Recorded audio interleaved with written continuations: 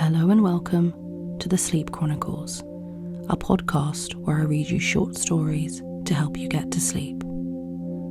Today I'll be reading you The Emperor's New Clothes by Hans Christian Andersen. So please get yourself into a comfortable position, close your eyes, and we'll begin the story.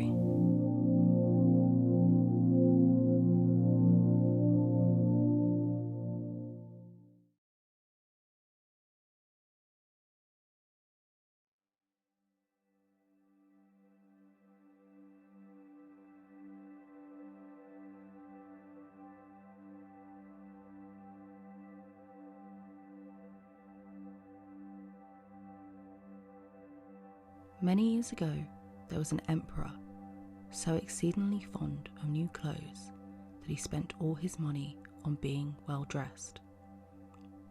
He cared nothing about reviewing his soldiers, going to the theatre, or going for a ride in his carriage, except to show off his new clothes. He had a coat for every hour of the day, and instead of saying, as one might, about any other ruler, the kings in council, here they always said, the emperor's in his dressing room. In the great city where he lived, life was always gay. Every day many strangers came to town, and among them one day came two swindlers. They let it be known they were weavers, and they said they could weave the most magnificent fabrics imaginable.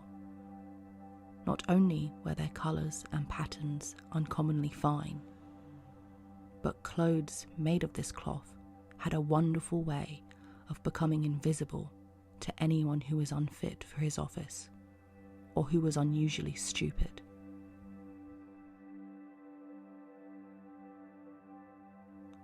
Those would be just the clothes for me, thought the emperor. If I wore them, I'd be able to discover which men in my empire are unfit for their posts. And I could tell the wise men from the fools. Yes, I certainly must get some of the stuff woven for me right away. He paid the two swindlers a large sum of money to start work at once.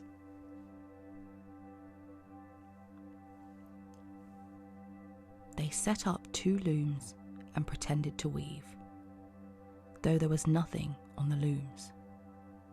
All the finest silk and the purest old thread which they demanded went into their travelling bags, while they worked the empty looms far into the night. I'd like to know how those weavers are getting on with the cloth, the emperor thought. But he felt slightly uncomfortable when he remembered that those who were unfit for their position would not be able to see the fabric. It couldn't have been that he doubted himself, yet he thought he'd rather send someone else to see how things were going. The whole town knew about the cloth's peculiar power, and all were impatient to find out how stupid their neighbours were.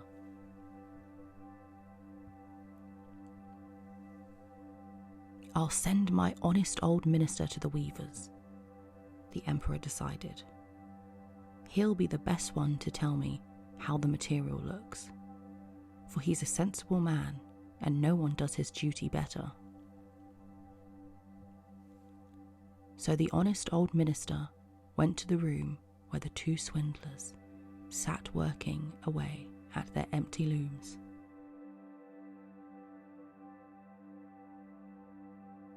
Heaven help me, he thought, as his eyes flew wide open. I can't see anything at all. But he did not say so. Both the swindlers begged him to be so kind as to come near to approve the excellent pattern, the beautiful colours. They pointed to the empty looms, and the poor old minister stared as hard as he dared.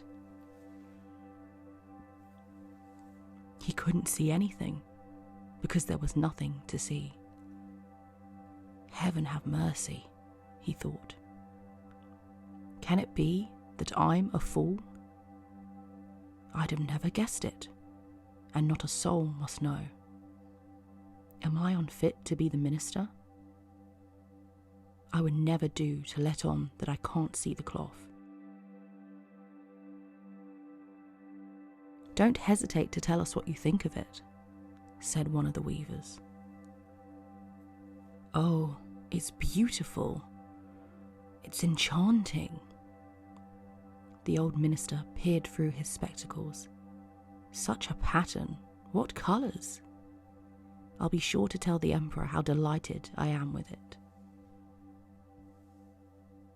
We're pleased to hear that, the swindlers said. They proceeded to name all the colours and to explain the intricate pattern. The old minister paid the closest attention so that he could tell it all to the emperor, and so he did.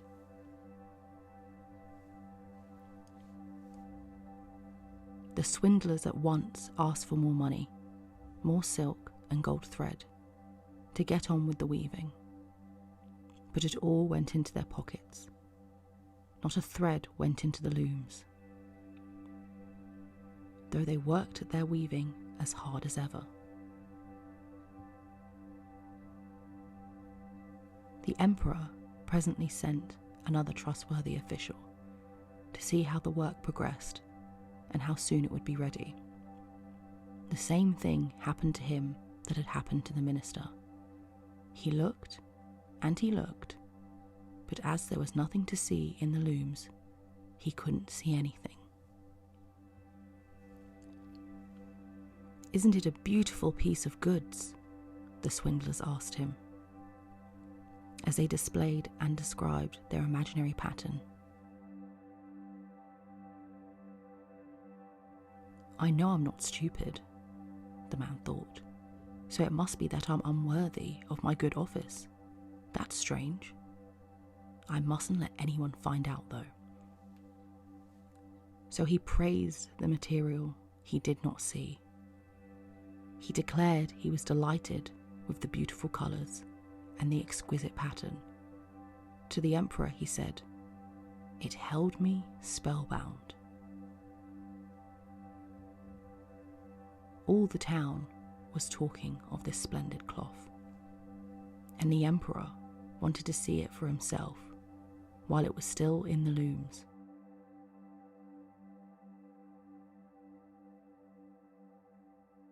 Attended by a band of chosen men, among whom were his two old trusted officials, the ones who had been to the weavers, he set out to see the two swindlers.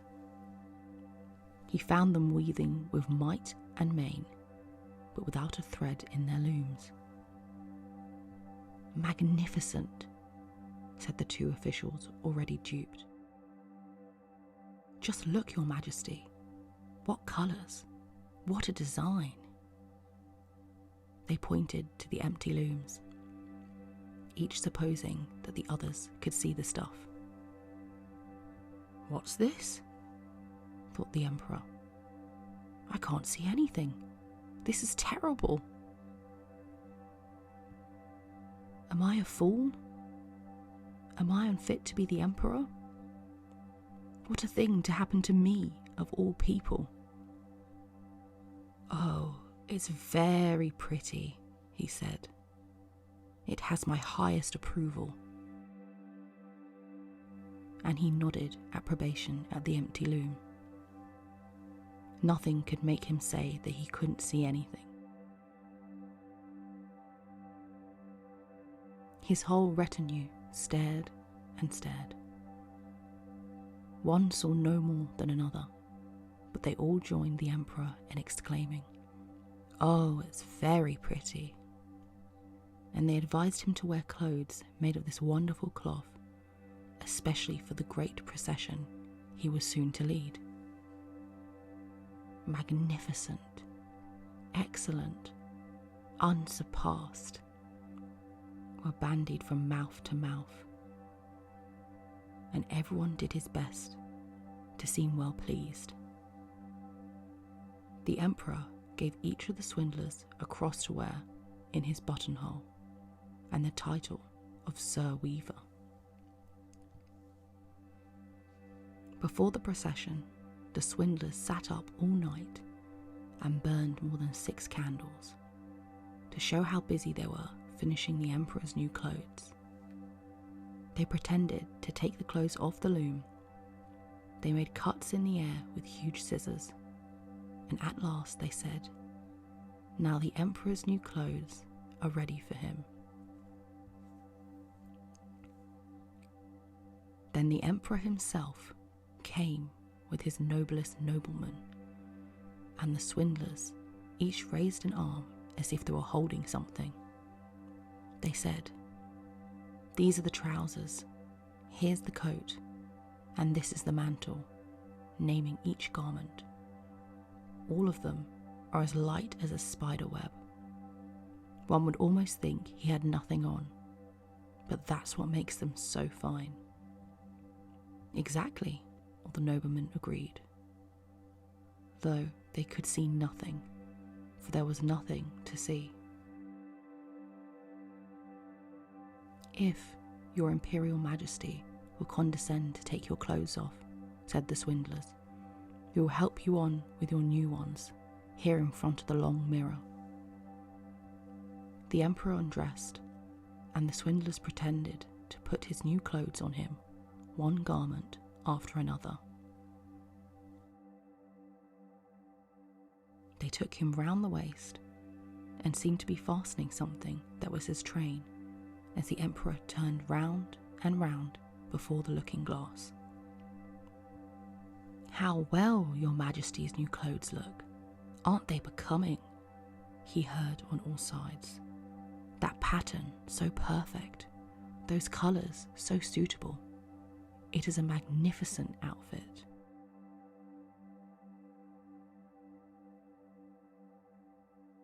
Then the Minister of Public Processions announced, "Your Majesty's canopy is waiting outside."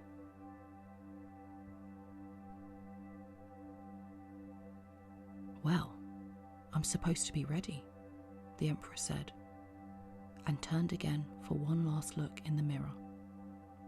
"It is a remarkable fit, isn't it?" He seemed to regard his costume with the greatest interest. The noblemen who were to carry his train stooped low and reached for the floor, as if they were picking up his mantle. Then they pretended to lift and hold it high. They didn't dare admit they had nothing to hold. So off went the emperor in procession under his splendid canopy. Everyone in the streets and the windows said, "Oh, how fine are the emperor's new clothes! Don't they fit him to perfection? And see his long train!" Nobody would confess that he couldn't see anything, for that would prove him either unfit for his position or a fool. No costume the emperor had worn before was ever such a complete success. "But he hasn't got anything on," a little child said. "Did you ever hear such an innocent prattle?" said its father, and one person whispered to another what the child had said. "He hasn't got anything on. A child says he hasn't got anything on." "But he hasn't got anything on," the whole town cried out at last. The emperor shivered, for he suspected they were right. But he thought, this procession has got to go on. So he walked more proudly than ever, as his noblemen held high the train that wasn't there at all.